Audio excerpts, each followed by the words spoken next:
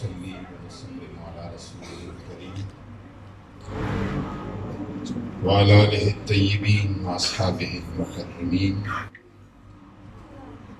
ونشهد أن لا إله إلا الله وحده لا شريك له ونشهد أن سيدنا مولانا محمدا عبده ورسوله أما بعد فأعوذ بالله من الشيطان الرجيم بسم الله الرحمن الرحيم اللهم صل وسلم وبارك على سيدنا مولانا محمد عبدك ورسولك ونبيك وحبيبك الأمي وعلى آله وصحبه وبارك وسلم عليه ہونے پھول تو بلبل کا ترنم بھی نہ ہو، چمن دہر میں کلیوں کا تبسم بھی نہ ہو، یہ نہ ساقی ہو تو پھر میں بھی نہ ہو، تم بھی نہ ہو، بزم توحید بھی دنیا میں نہ ہو، تم بھی نہ ہو، خیمہ افلاک کا استادہ اسی نام سے ہے، نبض ہستی تب شامادہ اسی نام سے ہے۔ آج کے اس بزم کی روح رواں وفاقی سیکرٹری اطلاعات و نشریات محترمہ شہیرہ شاہد صاحبہ اور دونوں اداروں پی ٹی وی اور پاکستان کے ڈی جی صاحبان کچی صاحب اور عابد منظور صاحب، اور یہاں پہ اسٹیج پہ جو آپ نے ججز کا انتخاب کیا ہے، ماشاءاللہ یہ بذات خود نعت کی صنف میں ایک اکیڈمی اور ایک ادارہ کی حیثیت رکھتے ہیں۔ تینوں معزز جج صاحبان اور آج کے اس مجلس کے نقیب صاحب، میرے پیارے بچوں اور بچیوں، تمام خواتین حضرات، سب کو السلام علیکم ورحمۃ اللہ وبرکاتہ۔ آج یہاں پہ ہم جو بیٹھے ہیں اور یقیناً مجھے اس دفعہ ربیع الاول میں پہلی دفعہ اس طرح کی ایک معیاری اور بہت ذوق نعت خوانی ملی ہے، اور میں تو شاید اپنی دلی جو کیفیت ہے اور احساسات و جذبات ہے اس کو الفاظ میں بیان نہ کر سکوں، اور جس طرح پھر اس مجلس کا خاتمہ تینوں جج صاحبان نے اپنے فن سے کیا، اس نے اس آج کی بزم کے رنگ کو اور دوبالا کیا۔ میں وزارت اطلاعات و نشریات کو، ریڈیو پاکستان کو، پاکستان ٹیلی ویژن کو خراج تحسین پیش کرتا ہوں اور آپ کا شکریہ ادا کرتا ہوں کہ آپ نے اپنے دیرینہ ماضی اور روایات کو زندہ و تابندہ رکھا ہوا ہے، اور آپ ہماری ثقافت کے جو رنگ ہے ان رنگوں میں انتہائی خوبصورت رنگ جو ہے وہ نعت خوانی کا رنگ ہے، اور آپ آج کی اس بزم سے یا جو آپ کے پروونشل ہیڈ کوارٹرز میں جو تقریبات اس طرح کی ہو گئی ہیں، اس ثقافتی رنگ کو بھی آپ فروغ دے رہے ہیں، اور اپنے آج کو، اپنی حال کو اپنے درخشاں ماضی کے ساتھ بھی وابستہ کر رہے ہیں۔ نعت شریف زمانۂ نبوت سے لے کر آج تک یہ اس امت کا ایک معمول رہا ہے، سنت اور وتیرہ رہا ہے، اور سب سے پہلے بہت سارے بچوں بچیوں کو یہ پتہ نہیں ہوگا کہ حضور کا نعت سب سے پہلے حضرت خواجہ عبد المطلب جو حضور کے دادا تھے اس نے پڑھا تھا، پھر خواجہ ابو طالب نے پڑھا تھا، اور پھر عہد صحابہ سے حسان ابن ثابت اور عبداللہ ابن رواحہ سے گزرتے گزرتے آج سلمان صاحب اور نور محمد جلال صاحب سرور حسین نقشبندی تک یہ فن پہنچا ہے، اور جس نے بھی جتنا اس نے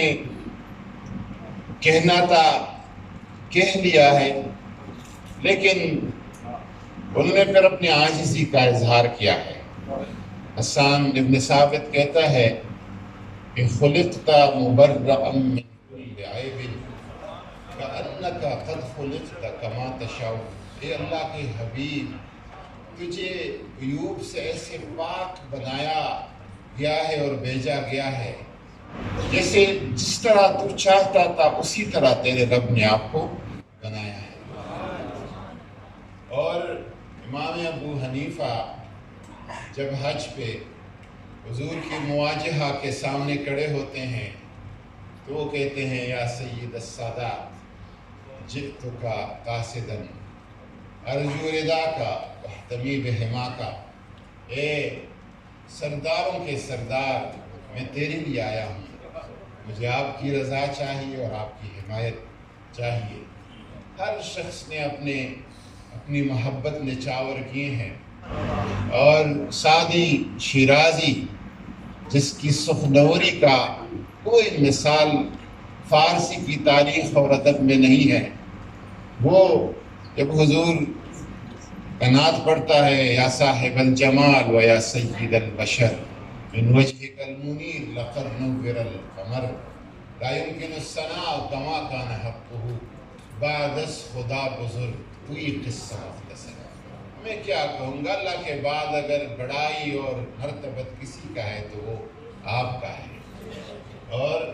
اسد اللہ غالب، مرزا اسد اللہ غالب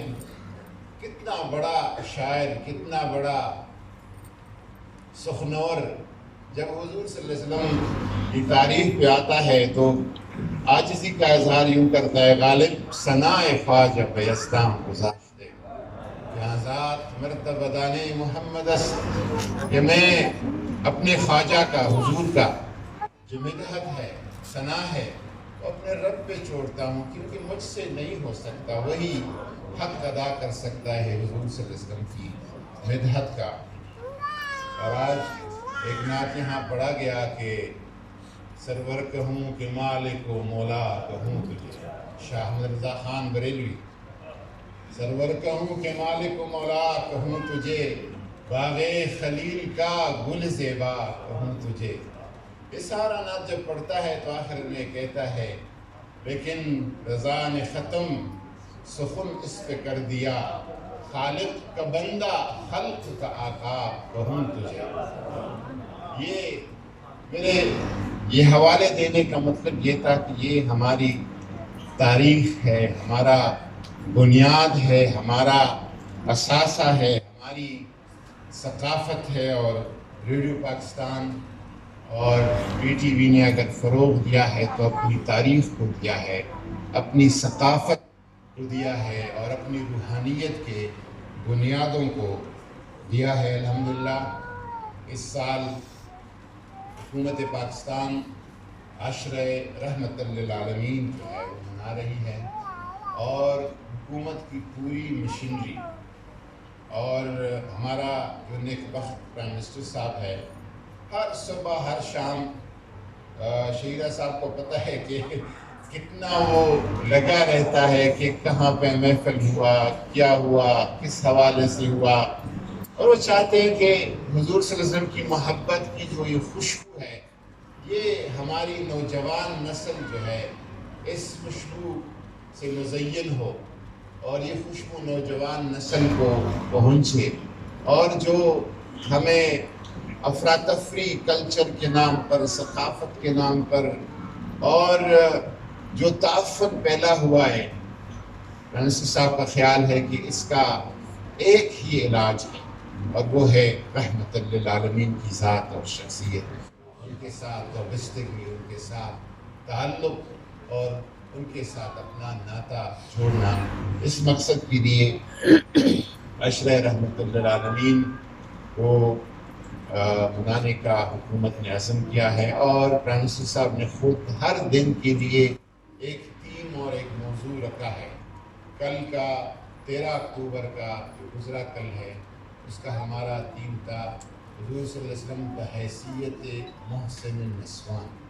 خواتین کو آپ نے جو عزت اور احترام دیا۔ آج کا ہے حضور صلی اللہ علیہ وسلم بطور پاسبان اقلیتوں کے حقوق کے۔ کل کا جمعے کا دن 15 اکتوبر کا جو ہمارا تھیم ہے حضور صلی اللہ علیہ وسلم کا عفو، درگزر اور عدل و انصاف۔ تو اس طرح ہر دن کے لیے ایک تھیم دیا گیا ہے۔ سرکاری جتنی تقریبات صوبوں میں یا مرکز میں ہوتی ہے اس موضوع اور اس عنوان سے ہوتی ہے۔ میں ایک بات جو آخری سلمان صاحب نے پڑھا کہ حشر میں حضور صلی اللہ علیہ وسلم جب اپنا سر مبارک اٹھائیں گے سجدے سے، تو یہ اس حدیث پہ اپنی بات کو ختم کرتا ہوں کہ صحیح حدیث ہے، بخاری اور مسلم کی حدیث ہے کہ حضور صلی اللہ علیہ وسلم روز حشر اپنا سر مبارک جو ہے زمین پر رکھیں گے اپنے رب کے حضور سجدے میں، اور گڑ گڑا کے اللہ کے بندوں کی معافی کے لیے روئیں گے۔ اور جب باپ کا سجدہ طویل ہو جائے گا، گڑ گڑانا زیادہ ہو جائے گا، تو اللہ تعالیٰ حدیث کے الفاظ ہیں کہ اللہ تعالیٰ اپنے نبی سے کہے گا کہ ارفع رأسک یا محمد، اے محمد میرے محبوب اپنے سر مبارک کو زمین سے اٹھا، سل توتا، تو جو کچھ مانگتا ہے میں دے دیتا ہوں، وشفا تو شفا، اور تو جس کی شفاعت کرے گا میں آپ کی شفاعت کو رکھوں گا۔ اللہ کرے کہ ہم بھی شفاعت کی اس میدان میں اور شفاعت کے اس دن سے بہرور ہو جائے۔ میرے بچوں بھی رزلٹ آئے گا، کچھ ناخوان جو ہے وہ ونرز ہوں گے، اور جو ونرز نہیں بھی ہوں گے، ہمارا ایمان ہے کہ حضور کے دربار میں کوئی ہارتا نہیں، وہاں پہ ہمیشہ بندہ جو ہے وہ جیتتا رہتا ہے۔ میں جب اسکول کا اسٹوڈنٹ تھا میں نے بہت سے مقابلوں میں حصہ لیا اور ہمیشہ ہارا ہوں، کیونکہ میں زیادہ خوش گلو نہیں تھا، میں اردو بھی اچھا نہیں پڑھ سکتا تھا، میں ہمیشہ ہارا ہوں۔ لیکن اس ہارنے کا فائدہ مجھے یہ ہوا کہ ہارنے کا خوف میرے اندر سے ختم ہو گیا۔ میں اگر ہاروں یا جیتوں میرے لیے یہ کوئی فرق نہیں پڑتا۔ انشاءاللہ تعالیٰ آپ کا جو یہ سفر ہے یہ جاری رہنا چاہیے، یہ مشق اور یہ طلب جو ہے نعت کے ساتھ یہ وابستگی جو ہے یہ جاری رہنی چاہیے، اور ہمیں اس فن کو اور اس سنت کو انشاءاللہ قیامت کی صبح تک زندہ رکھنا ہے۔ وما علینا۔